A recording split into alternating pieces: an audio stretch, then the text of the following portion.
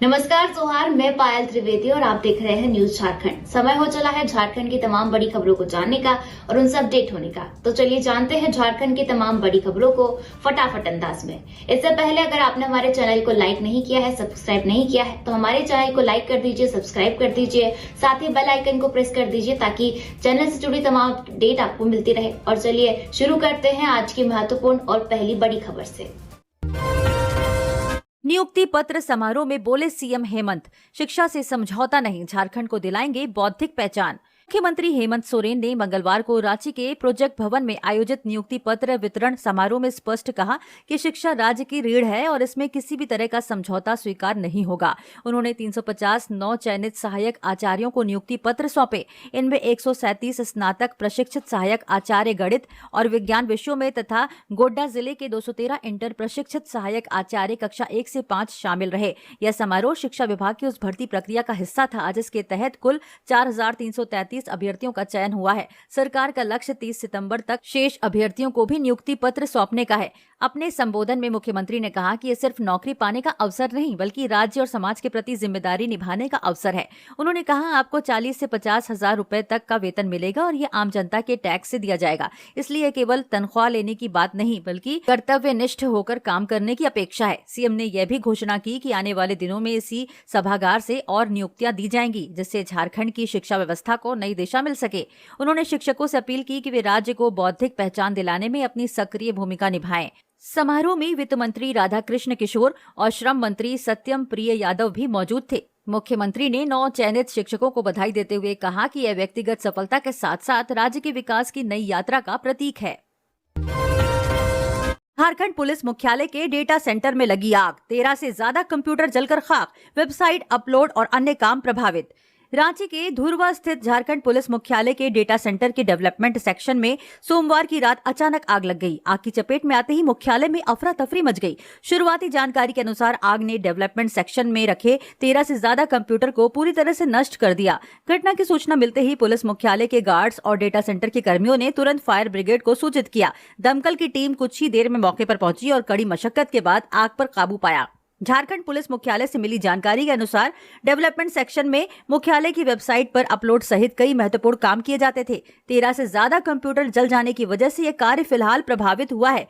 Police मुख्यालय के कुछ कर्मियों ने बताया कि आग डेटा सेंटर के पहले माले तक ही सीमित रही, वरना नुकसान और भी बड़ा हो सकता था। डेटा सेंटर में प्राइवेट कर्मियों के अलावा वायरलेस विभाग के पुलिसकर्मी भी तैनात रहते हैं, लेकिन रात में उनकी ड्यूटी नहीं होती। झारखंड पुलिस के प्रवक्ता आईजी माइकल राज ने बताया कि आग डेटा सेंटर के पहले माले पर लगी थी और उसे काबू पा लिया गया है। उन्होंने बताया कि आग से हुए नुकसान का आकलन किया जा रहा है। पूरे मामले की गंभीरता को देखते हुए पुलिस मुख्यालय ने जांच शुरू कर दी है।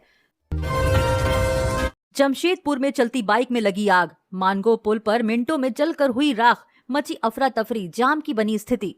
जमशेदपुर के मानगो पुल पर मंगलवार को एक अपाचे बाइक में अचानक आग लग गई। मानगो मून सिटी के रहने वाले विवेक कुमार साक्षी की तरफ जा रहे थे। इसी दौरान उनकी बाइक से धुआं निकलने लगा। विवेक ने पास के नल से पानी लाकर आग बुझाने की कोशिश की, लेकिन आग तेजी से फैल गई। मिनटों में 5 साल पुरानी अपाचे बाइक पूरी तरह से जल गई। घटना से पुल पर अफरा तफरी मच गई और जाम की स्थिति बन गई। सूचना मिलते ही पुलिस मौके पर पहुंची। हालांकि तब तक बाइक जल चुकी थी। विवेक को कोई चोट नहीं आई। पुलिस प्रारंभिक जांच में तकनीकी खराबी या शॉर्ट सर्किट को वजह मान रही है। स्थानीय लोगों ने प्रशासन से ऐसी घटनाओं को रोकने के लिए कदम उठाने की मांग की है। प्रशासन ने मामले की जांच के आदेश दे दिए हैं। दुर्गा पूजा में खलल डाल सकती है बारिश, वापस लौट रहा मानसून। झारखंड में बीते कुछ दिनों से विभिन्न इलाकों में लगातार झमाझम बारिश हो रही है। बीते 24 घंटे में राजधानी रांची में भी जमकर बारिश हुई, जिससे कई जगहों पर जल भराव की स्थिति बन गई। वहीं लोगों के घरों में भी पानी घुस गया। मौसम विभाग के अनुसार फिलहाल कुछ दिनों तक झारखंड में बारिश से राहत की कोई उम्मीद नहीं है। बंगाल की खाड़ी में बने निम्न दबाव वाले क्षेत्र और मानसून के सक्रिय होने से पूरे झारखंड में बारिश हो रही है। लौट रहे मानसून की बारिश इस बार दुर्गा पूजा में भी खलल डाल सकती है। मौसम विभाग के अनुसार 16, 17 व 18 सितंबर को कई जिलों में भारी बारिश होने की संभावना है। राजधानी रांची समेत कुल 16 जिलों में भारी बारिश को लेकर अलर्ट भी जारी किया गया है। आईएमडी ने पूर्वी सिंहभूम, पश्चिमी सिंहभूम, सिमडेगा, सरायकेला, खरसावां, देवघर, दुमका, गिरिडीह, गोड्डा, जामताड़ा, पाकुड़, साहिबगंज, रांची, बोकारो, धनबाद, खूंटी, रामगढ़ में भारी बारिश को लेकर येलो अलर्ट जारी किया है। इधर राजधानी रांची में 22 सितंबर तक मौसम में उतार चढ़ाव जारी रहेगा। इस दौरान बादल छाए रहेंगे और कहीं कहीं हल्की सी मध्यम दर्जे की बारिश हो सकती है। वज्रपात व तेज हवा भी चलने की संभावना है। ऐसे में इस साल दुर्गा पूजा में बारिश खलल डाल सकती है। बाबा बैद्यनाथ धाम पहुंचे राज्यपाल, मंत्रोच्चार के साथ की विशेष पूजा। झारखंड के राज्यपाल संतोष कुमार गंगवार आज मंगलवार को बाबा नगरी देवघर पहुंचे। यहाँ उन्होंने बाबा बैद्यनाथ मंदिर में पूजा अर्चना की और बाबा का आशीर्वाद लिया। तीर्थ पुरोहितों ने मंत्रोच्चार के बीच उन्हें संकल्प दिलाया। इस दौरान राज्यपाल ने 12 ज्योतिर्लिंग का जलाभिषेक कर विशेष पूजा की। पूजा अर्चना के बाद जिला उपायुक्त नमन प्रियेश लकड़ा ने राज्यपाल को स्मृति चिन्ह एवं बाबा बैद्यनाथ का प्रसाद भेंट किया। इस अवसर पर अनुमंडल पदाधिकारी, सह मंदिर प्रभारी रवि कुमार, दंडाधिकारी, पुलिस पदाधिकारी तथा अन्य संबंधित अधिकारी उपस्थित रहे। लगातार बारिश से तिलैया डैम का जलस्तर बढ़ा, 4 फाटक खोले, डेंजर लेवल के करीब पहुंचा जलस्तर, 15 गांव में अलर्ट। कोडरमा जिले में पिछले 3-4 दिनों से लगातार हो रही बारिश का असर तिलैया डैम पर साफ दिखाई दे रहा है। सोमवार को डैम का जलस्तर बढ़कर 1213.30 फीट तक पहुंच गया, जबकि इसका डेंजर लेवल 1218.06 फीट है। जलस्तर तेजी से बढ़ते देख डैम प्रशासन ने एहतियातन सोमवार रात 9:30 बजे डैम के 4 फाटक खोल दिए। डैम से हर सेकंड करीब 500 क्यूसेक पानी छोड़ा जा रहा है। डीवीसी तिलैया डैम के हेडल सैयद मेहताब कादरी ने बताया कि फाटक खोलने से पहले आसपास के गांव में माइकिंग कर लोगों को सचेत किया गया। प्रशासन ने लोगों को डैम और नदी किनारे न जाने की हिदायत दी। बच्चों को भी जलाशय के आसपास जाने से रोकने की सलाह दी गई।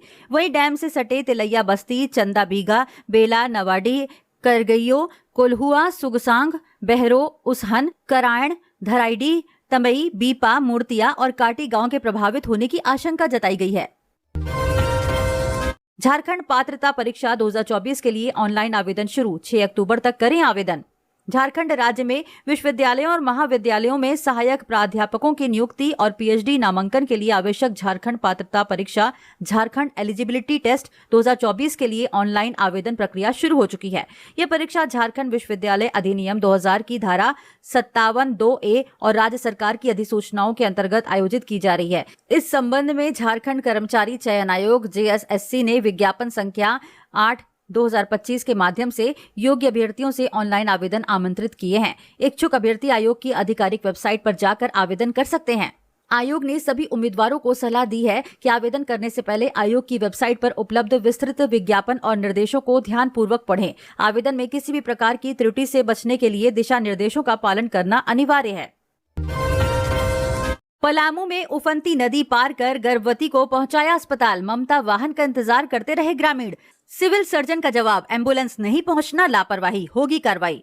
पलामू में सोमवार को प्रसव पीड़ा से जूझ रही चंपा देवी को गांव के लोग खटिया पर लिटाकर धुरिया नदी पार करवाकर अस्पताल ले गए। नदी में छाती तक पानी भरा था। पानी का तेज बहाव जरा सी चूक में सभी को बहा ले जाता, लेकिन ग्रामीणों ने हिम्मत दिखाई और महिला को सुरक्षित नदी के उस पार पहुंचाया। नदी पार करने के बाद ग्रामीणों ने ममता वाहन या एम्बुलेंस के लिए अधिकारियों को फोन करते रह गए, पर किसी ने फोन नहीं उठाया। मजबूरी में ग्रामीणों ने चंदा जुटाकर निजी वाहन का इंतजाम किया और चंपा देवी को अस्पताल ले गए। राजखाड़, अंबेडकर नगर और आसपास के गांवों की सबसे बड़ी समस्या धुरिया नदी पर पुल का ना होना है। हर बारिश में गांव बाहरी दुनिया से कट जाता है। स्कूल, अस्पताल और बाजार जाने के लिए लोगों को नदी पार करना पड़ता है। ग्रामीण कई बार पुल बनाने की मांग कर चुके हैं, लेकिन प्रशासन और सरकार संज्ञान नहीं ले रही है। ग्रामीणों का कहना है कि जब तक पुल नहीं बनेगा, हर साल बरसात में किसी न किसी की जिंदगी इस नदी की धार में फंसकर संकट में पड़ती रहेगी।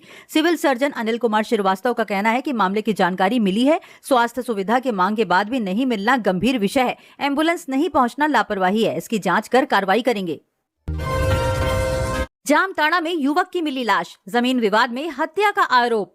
जामताड़ा जिले के बिंदा पाथर थाना क्षेत्र के सालुका गांव में एक युवक की लाश मिलने से पूरे इलाके में सनसनी फैल गई। मृतक की पहचान उत्तम मंडल के रूप में हुई, जो कल दोपहर से लापता था। परिवार द्वारा की गई खोजबीन के बावजूद उसका कोई सुराग नहीं मिला। आज सुबह लगभग 9 बजे गांव से कुछ दूरी पर पलाश के जंगल में उसकी लाश बरामद की गई। लाश की स्थिति देखकर साफ तौर पर हत्या का मामला सामने आ रहा है। घटनास्थल से हत्या में प्रयुक्त लोहे की रॉड बरामद की गई है। साथ ही कई अन्य सामान भी पुलिस ने मौके से जब्त किए हैं, जो आरोपियों से जुड़े होने की आशंका जताई जा रही है। परिवार वालों का आरोप है कि जमीन विवाद के चलते उत्तम मंडल की हत्या की गई है। परिवार का कहना है कि आरोपी लंबे समय से उनके साथ विवाद कर रहे थे और धमकियां देते थे। घटना के बाद परिवार और ग्रामीणों में भारी आक्रोश व्याप्त है। हत्या की खबर फैलते ही ग्रामीणों ने जामताड़ा नाला सड़क जाम कर दिया। लोग आरोपियों की गिरफ्तारी की मांग कर रहे हैं। कई घंटे तक आवागमन बाधित रहा। परिवार और ग्रामीणों ने पुलिस से 24 घंटे के अंदर गिरफ्तारी की मांग की है। झारखंड के विश्वविद्यालयों में गैर शैक्षणिक पदों पर भर्ती 18 सितंबर से कर सकेंगे आवेदन। झारखंड लोक सेवा आयोग JPSC ने राज्य के विभिन्न विश्वविद्यालयों में गैर शैक्षणिक पदों पर नियमित नियुक्ति के लिए ऑनलाइन आवेदन आमंत्रित किए हैं। नियुक्ति के लिए विज्ञापन संख्या 9/2025 जारी किया गया है, जो JPSC की आधिकारिक वेबसाइट www.jpsc.gov.in पर उपलब्ध है। जारी नोटिफिकेशन के अनुसार राज्य के विभिन्न विश्वविद्यालयों में कुल 23 पदों पर नियुक्ति की जाएगी, जिसमें registrar, deputy registrar, assistant registrar, परीक्षा नियंत्रक, वित्त पदाधिकारी और उप निदेशक फिजिकल एजुकेशन के पद शामिल हैं। इन पदों पर नियुक्ति 100 अंकों के साक्षात्कार के माध्यम से की जाएगी। इससे पहले आवेदनों की स्क्रूटनी कर एक मेधा सूची तैयार की जाएगी। बता दें कि ये पद लंबे समय से खाली पड़े हैं और वर्तमान में कई विश्वविद्यालयों में प्रभारी अधिकारियों के भरोसे काम चल रहा है। अगर आपके भी अकाउंट में नहीं आ रहे 2500 रुपए तो तुरंत सुधारें ये गलती। झारखंड सरकार की महत्वाकांक्षी मैया सम्मान योजना का लाभ राज्य के करीब 50 लाख महिलाओं को मिल रहा है। योजना के तहत हर महीने लाभुक महिलाओं के खाते में 2500 रुपए आ रहे हैं, लेकिन कई ऐसी लाभुक महिलाएं हैं जिन्हें योजना का लाभ मिलना बंद हो गया है। शुरुआत के कुछ महीने लाभुकों को योजना का लाभ मिला, लेकिन अब अकाउंट में पैसे नहीं आ रहे। अगर आप भी पैसे नहीं मिलने से परेशान हैं, तो आपको ज्यादा परेशान होने की जरूरत नहीं है। आपको केवल कुछ आवश्यक काम करने होंगे। मालूम हो, कुछ माह पूर्व मैया सम्मान योजना की लाभुक महिलाओं का सत्यापन किया गया था। इस सत्यापन की प्रक्रिया के दौरान हजारों वैसी महिलाओं का नाम योजना से हटा दिया गया है जो योजना का लाभ उठाने के लिए अयोग्य हैं। उल्लेखनीय है कि योजना का लाभ पाने के लिए कुछ आवश्यक मापदंड तय किए गए हैं। इन मापदंडों पर खरा उतरने वाली महिलाएं ही योजना के लिए योग्य हैं। अगर आप इन सभी मापदंडों पर खरा उतरती हैं, तो आप मैया सम्मान योजना का लाभ उठाने के लिए योग्य हैं।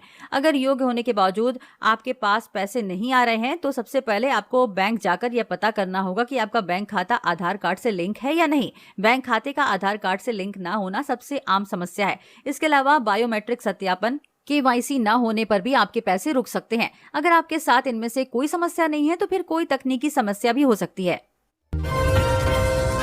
RTE के तहत रिक्त स्थानों पर नामांकन की तिथि बढ़ी। अभी 20 सितंबर तक कर सकेंगे आवेदन। शैक्षणिक सत्र 2025-26 में निशुल्क एवं अनिवार्य बाल शिक्षा का अधिकार अधिनियम 2009 RTE के अंतर्गत निजी मान्यता प्राप्त विद्यालयों में प्रवेश कक्षा के लिए चल रही नामांकन प्रक्रिया का दूसरा चरण अब 20 सितंबर तक बढ़ा दिया गया है। जिला जनसंपर्क कार्यालय से मिली जानकारी के अनुसार प्रथम चरण में नामांकन प्रक्रिया पूर्ण होने के बावजूद कई विद्यालयों में सीटें रिक्त रह गई थीं। इन्हीं रिक्त सीटों को भरने के लिए आवेदन की तिथि 20 सितंबर 2025 तक बढ़ाई गई है। ऑनलाइन आवेदन रांची जिला प्रशासन की आधिकारिक वेबसाइट ranchi.nic.in पर किया जा सकता है। जिला प्रशासन ने यह भी स्पष्ट किया है कि इस प्रक्रिया में नए आवेदक शामिल नहीं होंगे। केवल वही अभिभावक आवेदन कर पाएंगे जिन्होंने पहले आवेदन किया था, लेकिन उनके बच्चों का चयन प्रथम लॉटरी में नहीं हो पाया था। आवेदन करते समय उन्हें 2 सितंबर को प्रकाशित विज्ञापन में दी गई शर्तों का अनुपालन करना होगा। निःशुल्क एवं अनिवार्य बाल शिक्षक अधिकार अधिनियम RTE 2009 के तहत प्रवेश कक्षा में 25% सीटें वंचित समूह और कमजोर वर्ग के बच्चों के लिए आरक्षित है। इसका मकसद गरीब और पिछड़े वर्ग के बच्चों को गुणवत्तापूर्ण शिक्षा दिलाना है। इस नियम के तहत प्रत्येक निजी मान्यता प्राप्त विद्यालय को अपनी प्रवेश कक्षा की 1/4 सीटें ऐसे बच्चों के लिए सुरक्षित रखनी होती है। देश भर में 22 सितंबर से लागू होगी नई GST दरें। AC, टीवी और डिश वॉशर होंगे सस्ते। देश भर में 22 सितंबर से GST की संशोधित दरें लागू होने जा रही हैं। इसके चलते कुछ चुनिंदा इलेक्ट्रॉनिक उत्पादों की कीमतों में गिरावट देखने को मिलेगी। हालांकि ये राहत सभी इलेक्ट्रॉनिक्स आइटम्स पर नहीं मिलेगी। सिर्फ एयर कंडीशनर, AC, टेलीविजन और डिश वॉशर की कीमतों में कमी आएगी, जबकि रेफ्रिजरेटर, वॉशिंग मशीन और माइक्रोवेव ओवन पर कोई असर नहीं पड़ेगा। दरअसल जिन उत्पादों पर अभी 28% GST लग रही थी, उन्हीं पर टैक्स दर घटाई गई है। 22 सितंबर से इन पर केवल 18% GST ही लगेगा। इसके चलते इन आइटम्स की कीमतें घटेंगी। वहीं रेफ्रिजरेटर, वॉशिंग मशीन और माइक्रोवेव ओवन पर पहले से ही 18% GST लागू है, इसीलिए उनकी कीमतों में कोई बदलाव नहीं होगा। ऐसे में अगर आप इनमें से कोई सामान खरीदना चाहते हैं तो इंतजार करने की जरूरत नहीं है। 55 इंच का टीवी, अभी इसकी कीमत लगभग 50,000 है, जिस पर 28% GST के रूप में 10,937 रुपए चुकाने पड़ते हैं। नई दर के बाद 18% GST लगेगा, जिससे टैक्स घटकर 9,000 से कम हो जाएगा और ग्राहक को लगभग 3,906 की बचत होगी। डिशवॉशर वर्तमान में 51,000 की कीमत पर 28% टैक्स यानी 11,156 देना होता है।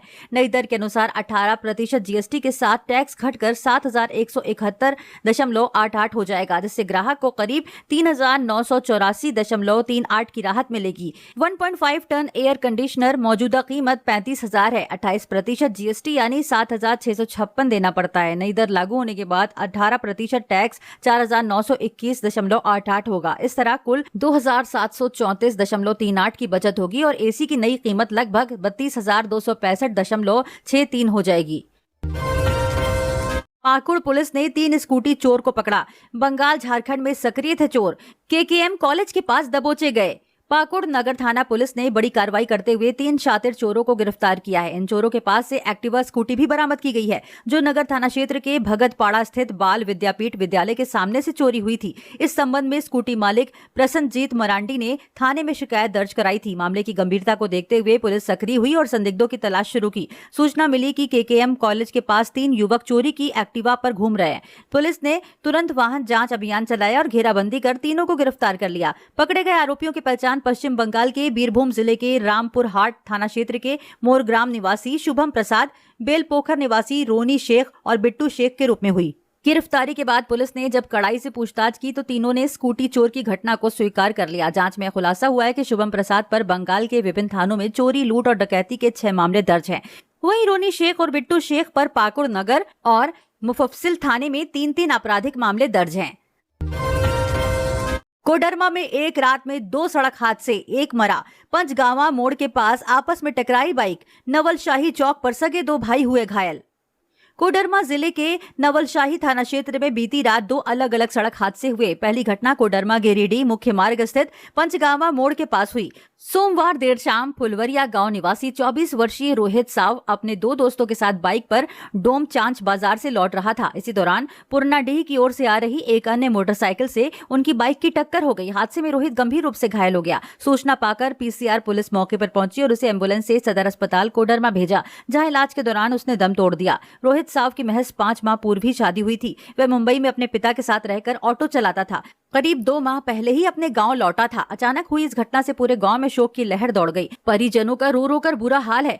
उसकी असामयिक मौत ने हर किसी को गहरे सदमे में डाल दिया है। दूसरी घटना नवलशाही थाना क्षेत्र के नवलशाही चौक पर सोमवार देर शाम घटी। यहां दूध लेकर घर लौट रहे 2 सगे भाई सड़क पार कर रहे थे, तभी एक तेज रफ्तार बाइक ने उन्हें टक्कर मार दी। हादसे में 10 वर्षीय सौरभ पासवान और उसका भाई सुमित पासवान गंभीर रूप से घायल हो गया। आसपास मौजूद लोगों ने दोनों को तुरंत पुरनाडीह स्थित एक निजी क्लिनिक में भर्ती कराया। वहां प्राथमिक उपचार के बाद गंभीर हालत देखते हुए दोनों को सदर अस्पताल कोडरमा रेफर कर दिया गया। वजन बनी जानलेवा। 128 किलो की पत्नी के नीचे दबने से पति की मौत। 128 किलो की पत्नी के नीचे दबकर एक पति की मौत हो गई। मृतक पति का नाम नटवर लाल है। वह 68 वर्ष के थे। एक परिवार में अचानक हुए हादसे में नटवर लाल की मौत हुई है। उनकी पत्नी मंजुला, जिनका वजन 128 किलो है, वह सीढ़ियों से फिसलकर उन पर गिर गईं। दरअसल परिवार में उस समय अफरा तफरी का माहौल था, क्योंकि उनका बेटा सांस लेने की तकलीफ से जूझ रहा था। बेटे की हालत देख घबराई मंजुला जल्दी जल्दी सीढ़ियां चढ़कर ऊपर जा रही थी। इसी दौरान उनका पैर फिसल गया और वह संतुलन खो बैठी। मंजुला सीधे नीचे खड़े अपने पति नटवर लाल के ऊपर जा गिरी। यह गिरना इतना अचानक और जोरदार था कि नटवर लाल को संभलने का मौका ही नहीं मिला। भारी वजन के कारण उनके सिर और शरीर पर गंभीर चोटें आईं। परिवार के लोग तुरंत दोनों को नजदीकी अस्पताल ले गए, लेकिन अस्पताल पहुंचने पर डॉक्टरों ने नटवर लाल को मृत घोषित कर दिया। मंजुला को भी चोटें आईं, जिनका इलाज चल रहा है। पड़ोसियों ने बताया कि नटवर लाल और मंजुला एक बहुत ही खुशहाल परिवार थे। इस अचानक हुए हादसे ने पूरे इलाके को सदमे में डाल दिया है। ये घटना सभी के लिए एक सबक भी है, जो बताता है कि बुजुर्गों और ज्यादा वजन वाले लोगों को सीढ़ियों पर चलते समय बेहद सावधानी बरतनी चाहिए। बता दें कि यह दिल दहला देने वाली खबर गुजरात के राजकोट शहर की है। संशोधित रिजल्ट जारी, हजारों पद खाली, जाने जिलेवार सफल अभ्यर्थी। जेएसएससी ने सोमवार को विद्यालय प्रशिक्षित सहायक आचार्य संयुक्त प्रतियोगिता परीक्षा 2023 के तहत कक्षा 6 से 8 के लिए भाषा विषय का संशोधित परिणाम जारी किया।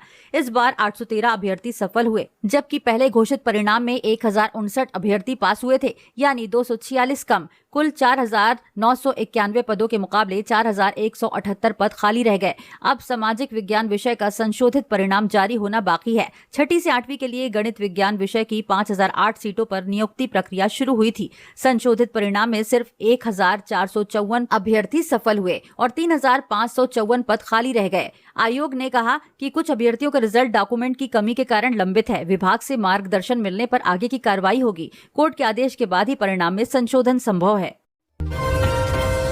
झारखंड हाईकोर्ट का बड़ा फैसला, भर्ती में अंतिम तिथि के बाद बने जाति प्रमाण पत्र मान्य नहीं। झारखंड हाईकोर्ट की 3 जजों की पीठ ने सोमवार को भर्ती प्रक्रिया में आरक्षण से जुड़े मामलों पर अहम फैसला सुनाया। अदालत ने साफ कहा कि नियुक्तियों में आरक्षित श्रेणी का लाभ केवल उन्हीं उम्मीदवारों को मिलेगा जिनके पास विज्ञापन में तय अंतिम तिथि तक सही प्रारूप में जाति प्रमाण पत्र होगा। Chief justice Tarlok Singh Chauhan, justice Anand Sen और जस्टिस राजेश शंकर की बेंच ने 44 याचिकाओं पर सुनवाई के बाद यह आदेश दिया। कोर्ट ने कहा कि अंतिम तिथि के बाद बने या निर्धारित फॉर्मेट से अलग प्रमाण पत्र मान्य नहीं होंगे। ऐसे अभ्यर्थी सामान्य श्रेणी में माने जाएंगे। याचिकाकर्ताओं ने तर्क दिया था कि चूंकि वे जन्म से ही SC, ST, OBC या EWS वर्ग से आते हैं, इसीलिए बाद में प्रमाण पत्र जमा करने पर भी उसे स्वीकार किया जाना चाहिए। उन्होंने सुप्रीम कोर्ट के राजकुमार गिजरोया और कर्ण सिंह यादव मामले का हवाला दिया। हालांकि हाईकोर्ट ने इस दलील को खारिज करते हुए कहा कि गिजरोया मामला हर भर्ती पर लागू नहीं होता। JPSC और JSSC की ओर से दलील दी गई कि विज्ञापन की शर्तें बाध्यकारी हैं और अंतिम तिथि तक प्रमाण पत्र न होना नियमों का उल्लंघन है। अदालत ने माना है कि सरकार और आयोग को प्रमाण पत्र के फॉर्मेट और तिथि तय करने का अधिकार है।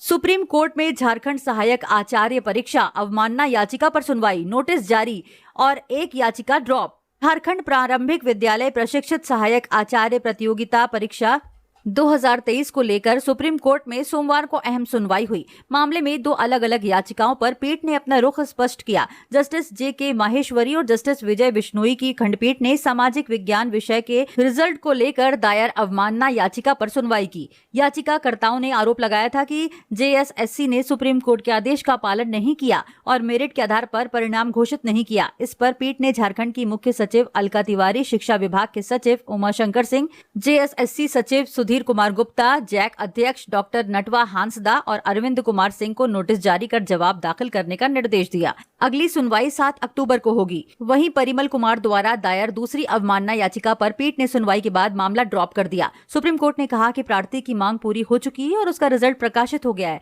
इसलिए अब अवमानना का सवाल नहीं उठता। गुमला पॉलिटेक्निक के छात्रों ने दिखाया इनोवेशन का कमाल। इंजीनियर्स डे के अवसर पर गुमला पॉलिटेक्निक कॉलेज में छात्रों ने एक प्रदर्शनी लगाई जिसमें कई इनोवेटिव मॉडल प्रस्तुत किए गए। कभी नक्सल प्रभावित क्षेत्र के रूप में पहचाने जाने वाले गुमला के बच्चों ने ऐसे मॉडल बनाए जो सभी को हैरान कर रहे थे। इनमें वेस्ट मैनेजमेंट, शॉर्ट सर्किट से बचाव और सस्पेंशन ब्रिज जैसी तकनीकी झलक देखने को मिली। छात्रों के उत्साह को बढ़ाने के लिए DFO बिलाल अहमद और एडिशनल कलेक्टर शशीन्द्र बड़ाइक मौजूद रहे। उन्होंने छात्रों की प्रतिभा की सराहना करते हुए कहा, गुमला जैसे आदिवासी क्षेत्र से आने वाले बच्चों का यह प्रयास क्षेत्र के लिए गौरव की बात है। अधिकारियों ने विश्वास जताया कि गुमला आने वाले समय में शिक्षा और नवाचार का केंद्र बन सकता है। कॉलेज के डायरेक्टर अभिजीत कुमार ने कहा, संस्थान का उद्देश्य हमेशा छात्रों को ऐसा माहौल देना है जहाँ वे पढ़ाई के साथ साथ नवाचार की दिशा में भी आगे बढ़ें और समाज के लिए उपयोगी मॉडल तैयार करें। आयकर विभाग की साइट स्लो, करदाता परेशान। आयकर रिटर्न ITR भरने की अंतिम तिथि सोमवार को समाप्त हो गई, लेकिन वेबसाइट की धीमी गति से कई करदाता अपना रिटर्न दाखिल नहीं कर पाए। पिछले 3 दिनों से आयकर विभाग की साइट स्लो चल रही है। इस वजह से न केवल सामान्य लोग बल्कि CA और प्रोफेशनल्स भी मुश्किल में रहे। कई चार्टर्ड अकाउंटेंट्स का कहना है कि वे अपने 70 से 80% क्लाइंट्स का ही रिटर्न फाइल कर पाए। साइट से 26 AS रिपोर्ट और AIS रिपोर्ट देर से निकल रही थी, जबकि कई रिपोर्ट्स में जरूरी डिटेल्स भी गायब थी। टैक्स भुगतान का पेज या तो खुल नहीं रहा था या काफी देर से खुल रहा था। आधार वेरिफिकेशन में भी लगातार दिक्कत आ रही थी। आमतौर पर जहां एक ITR फाइलिंग में 20 मिनट का समय लगता है, वहीं इस बार औसतन 50 मिनट लग रहे थे। करदाताओं की शिकायतों के बावजूद इस समस्या का समाधान नहीं किया गया। अंतिम तिथि नहीं बढ़ाए जाने से करदाताओं की परेशानी और बढ़ गई है। कुमारधुबी में चोरों का आतंक, एक साथ 13 घरों में सेंधमारी। धनबाद के कुमारधुबी में चोरों ने एक बार फिर पुलिस को खुली चुनौती देते हुए बड़ी चोरी की वारदात को अंजाम दिया है। बीती रात चोरों ने फायर ब्रिक्स कॉलोनी के 9 और फिटर लाइन के 4 घरों को निशाना बनाया है। अनुमान है कि चोरों ने करीब 5 लाख से अधिक की संपत्ति पर हाथ साफ किया है। यह घटना उस समय हुई जब अधिकतर लोग अपने घरों को छोड़कर रिश्तेदारों के यहाँ या आसपास सो रहे थे। इधर घटना की सूचना मिलते ही कुमार दुबी ओपी प्रभारी मैथ्यू एक्का पुलिस बल के साथ मौके पर पहुंचे और मामले की जांच शुरू कर दी। पुलिस आसपास लगे सीसीटीवी फुटेज खंगाल रही है ताकि चोरों का पता लगाया जा सके। जेपीएससी ने जारी किया डेंटल डॉक्टर और सहायक प्राध्यापक नियुक्ति परीक्षा परिणाम। इस तारीख को डाउनलोड होगा कॉल लेटर। झारखंड लोक सेवा आयोग जेपीएससी ने सोमवार को 2 बड़ी नियुक्ति परीक्षाओं के परिणाम जारी कर दिए। इनमें दंत चिकित्सक लिखित परीक्षा और चिकित्सा महाविद्यालयों में सहायक प्राध्यापक सीधी नियुक्ति परीक्षा शामिल है। आयोग ने सफल अभ्यर्थियों की सूची अपनी आधिकारिक वेबसाइट www.jpsc.gov.in पर अपलोड कर दी है। आयोग द्वारा जारी नोटिफिकेशन के अनुसार 21 मई 2025 को आयोजित लिखित परीक्षा के परिणाम प्रकाशित कर दिए गए। इसमें कुल 58 अभ्यर्थियों को सफल घोषित किया गया। इन सभी को अब दस्तावेज सत्यापन और साक्षात्कार की प्रक्रिया से गुजरना होगा। आयोग ने स्पष्ट किया है कि अभ्यर्थियों को कॉल लेटर आधिकारिक वेबसाइट से ही डाउनलोड करना होगा। इसके लिए लिंक 18 सितंबर 2025 से उपलब्ध होगा।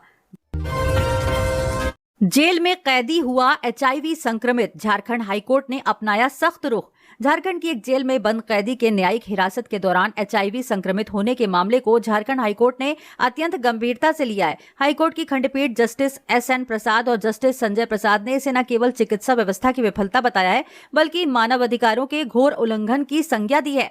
अदालत ने स्पष्ट रूप से राज्य सरकार की जेल और स्वास्थ्य व्यवस्था पर सवाल उठाते हुए संबंधित वरीय अधिकारियों को व्यक्तिगत रूप से कोर्ट में पेश करने का आदेश दिया है। यह मामला तब प्रकाश में आया जब एक अपील की सुनवाई के दौरान यह तथ्य सामने आया कि एक आरोपित जो 2 जून 2023 से न्यायिक हिरासत में है, वो हिरासत के दौरान ही एचआईवी संक्रमित हो गया। पहले उसे धनबाद जिला कारा में रखा गया और 10 अगस्त 2024 को उसे हजारीबाग के लोकनायक जयप्रकाश नारायण केंद्रीय जेल में स्थानांतरित किया गया। बाद में 24 जनवरी 2024 को उसकी मेडिकल जांच में एचआईवी पॉजिटिव होने की पुष्टि हुई।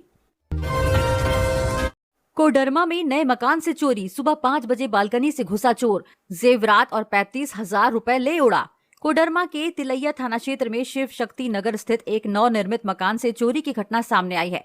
मंगलवार सुबह करीब 5 बजे अज्ञात चोर ने वारदात को अंजाम दिया। गृह स्वामी राजेश कुमार की पत्नी रीना कुमारी ने बताया कि वे परिवार के साथ बगल के मकान में किराए पर रहते हैं। नए मकान का निर्माण कार्य लगभग पूरा हो चुका है। मंगलवार सुबह उन्हें बक्से के गिरने की आवाज सुनाई दी। जब वे मकान की तरफ भागे तो एक युवक को भागते देखा। कमरे में पहुंचने पर बक्सा खुला मिला और सामान बिखरा हुआ था। चोर सोने की चेन, चांदी की पायल और मजदूरों के लिए रखे 35,000 रुपए ले गया। रीना का कहना है कि चोर बगल के मकान से होकर बालकनी के रास्ते घर में घुसा होगा। मोहल्ले के प्रदीप भुइया ने बताया कि उन्होंने भागते हुए युवक को रोकने की कोशिश की, लेकिन वह चकमा देकर भाग गया। घटना की सूचना पुलिस को दे दी गई है। आगे की कार्रवाई जारी है।